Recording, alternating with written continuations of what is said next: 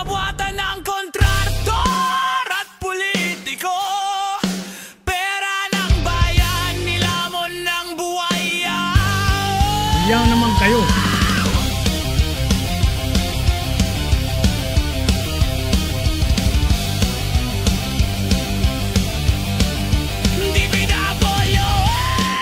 Kasama sa laro, 67 na kongresista, sila rin ang kontraktor. Tangina, mga buwaya, gutom sa pera, habang nakahiga nagbibilang ng kwenta. Sa mesa may alak, sa garay may kotse, pero sa kalsada tao'y nilulunod ng bat. Puti ko yan! Trilyon, trilyon, hindi lang milyon.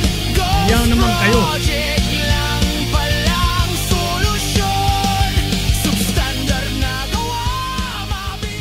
Iyan naman kayo.